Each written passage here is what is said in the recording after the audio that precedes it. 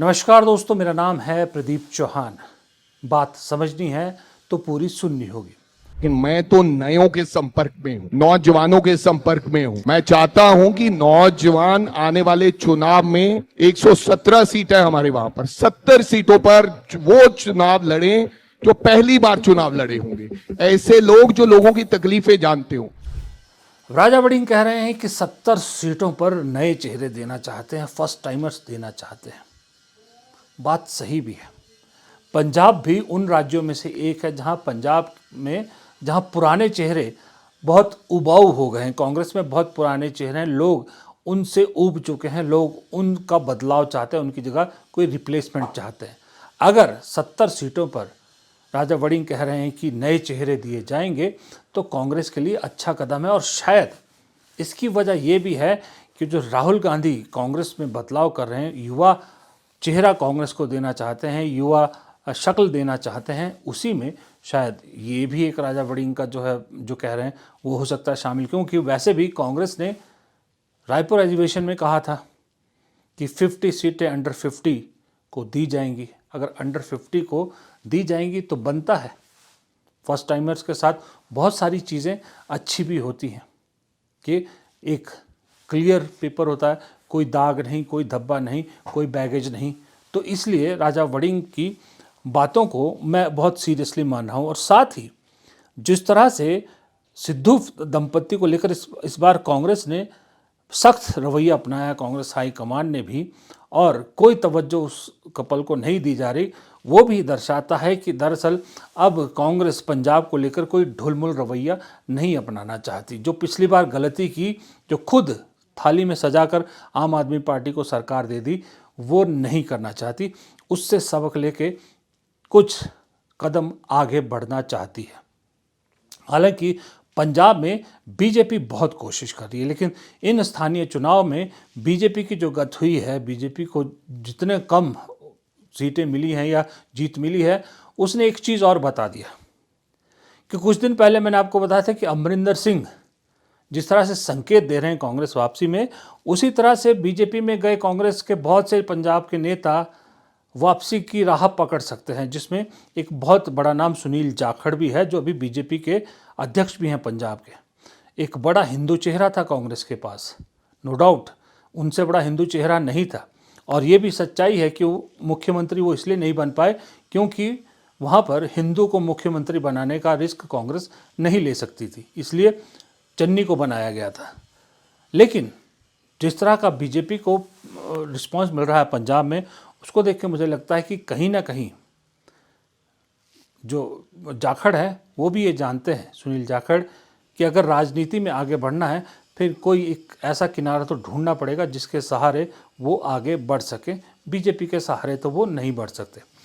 अभी फ़िलहाल जो देश के अलग अलग राज्यों में स्थानीय निकाय चुनाव हो रहे हैं, वहाँ पर अच्छे संकेत कांग्रेस को मिले हैं। वो कांग्रेस जो लगातार विधानसभा चुनाव हार रही है 24 के लोकसभा चुनाव के बाद से लेके, उसे अब संकेत अच्छे मिलने लगे हैं। मैंने आपको बताया था कि केरल में किस तरह से एक तरफा जीत कांग्रेस को स्थानीय चुनाव में मिली है, बावजूद इसके कि वहाँ पर लेफ्ट की सरकार है। लेफ्ट की सरकार होने के बावजूद कांग्रेस को एक तरफा जीत मिली है। और 4 महीने बाद होने वाले विधानसभा चुनाव में अगर यही ट्रेंड रहा तो कांग्रेस की एक तरफा जीत कोई मना नहीं कर पा रहा आज की डेट में। फिर तेलंगाना में चुनाव हुए, स्थानीय चुनाव। तेलंगाना में भी कांग्रेस ने स्थानीय चुनाव में एक तरफा जीत हासिल की है, एक तरफा जीत। उसको आप कह सकते हो कि भाई वहाँ कांग्रेस की सरकार है। तो स्थानीय निकाय चुनाव में अक्सर देखा गया है कि जिसकी सरकार होती है ज़्यादातर उसी का पलड़ा भारी रहता है। तो तेलंगाना में भी एक तरफा जीत है, हालांकि वहाँ कांग्रेस की सरकार है। फिर तीसरा राज्य पंजाब है। पंजाब में आम आदमी पार्टी की सरकार है। और मैं आपको बताता हूँ, पंजाब में आम आदमी पार्टी ठीक उसी तरह से सरकार चला रही है जैसे दिल्ली में मोदी जी चला रहे हैं। पंजाब में आम आदमी पार्टी की सरकार विपक्ष को कुचलने के लिए हर वो कदम उठा रही है जो दिल्ली में मोदी जी उठा रहे हैं। यानी कि जांच एजेंसी से लेकर बदमाशी, ज़बरदस्ती, पुलिस का बेजा इस्तेमाल, हर चीज़ अपनाएंगे।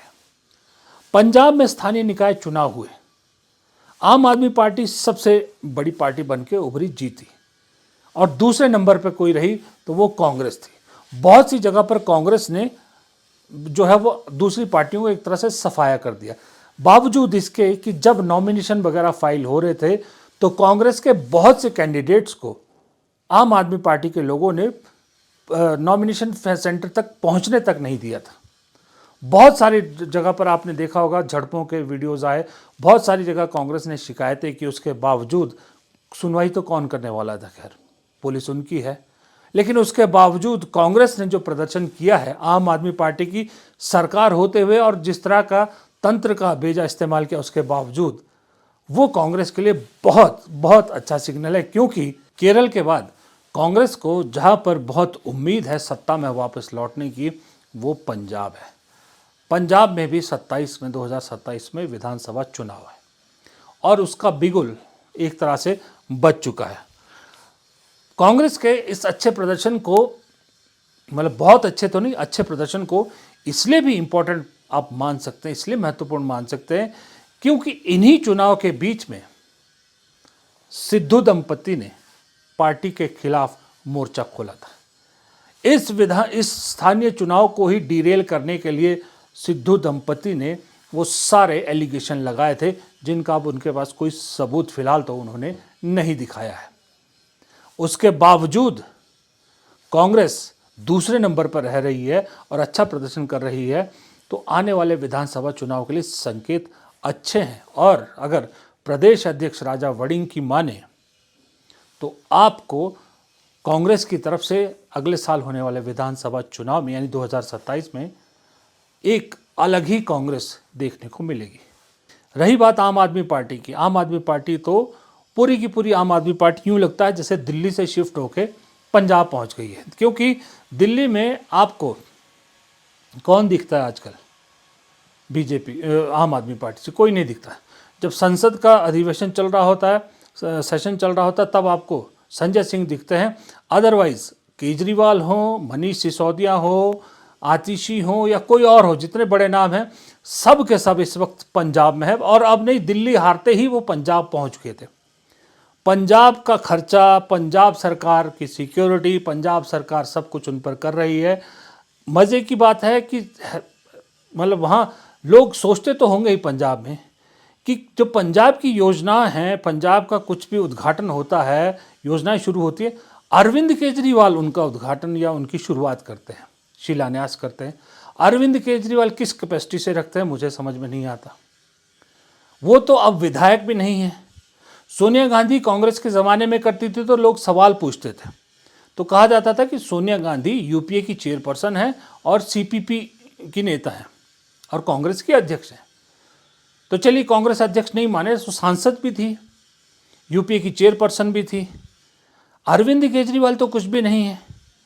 अरविंद केजरीवाल तो सिर्फ आम आदमी पार्टी के संयोजक है। अगर आम आदमी पार्टी के संयोजक हैं तो पंजाब गवर्नमेंट की स्कीम्स का शिलान्यास और उद्घाटन वो कैसे कर सकते हैं? पंजाब गवर्नमेंट किस बेस पे अरविंद केजरीवाल को इतनी बड़ी सिक्योरिटी दे रही है? पंजाब गवर्नमेंट किस बेस पे मनीष सिसोदिया, अरविंद केजरीवाल और उनकी इतनी लंबी फौज का खर्च उठा रही है? ये जवाब तो देना पड़ेगा। ये जवाब पंजाब की जनता भी चाहती है और ये जवाब भारी भी पड़ सकता है आम आदमी पार्टी को, क्योंकि पंजाब में ये बड़ा क्लियर मैसेज जा चुका है कि भगवंत मान सिर्फ और सिर्फ रबड़ स्टैंप है और कुछ नहीं है। भगवंत मान अपने दम पे कोई फैसला नहीं ले पा रहे। जो फैसला हो रहा है अरविंद केजरीवाल हो रहा है। और आलम यह है कि पंजाब सरकार का पैसा लग रहा है, पंजाब सरकार के पैसे से ऐड पंजाब की गोवा, गुजरात यहाँ पर चल रही है। गोवा में पंजाब सरकार की जो विज्ञापन है उसका क्या मतलब है, गुजरात में पंजाब सरकार के विज्ञापन का क्या मतलब है? मतलब सिर्फ इतना है कि अरविंद केजरीवाल पंजाब के पैसे का इस्तेमाल, पंजाब के राज्य के लोगों का पैसे का इस्तेमाल अपनी पार्टी के प्रचार के लिए कर रहे हैं और भगवंत मान सिर्फ और सिर्फ देख रहे हैं, इसके अलावा और कुछ नहीं कर पा रहे हैं। और ये बात कांग्रेस भी बहुत अच्छी तरह से जानती है और कांग्रेस इस बात को बहुत ज़ोरों शोरों से उठा रही है और कांग्रेस इस बात को लोगों तक पहुंचाने में कामयाब भी होती फिलहाल पंजाब में नजर आ रही है। फिलहाल इस वीडियो में इतना ही। प्रदीप चौहान को दीजिए इजाजत। नमस्कार।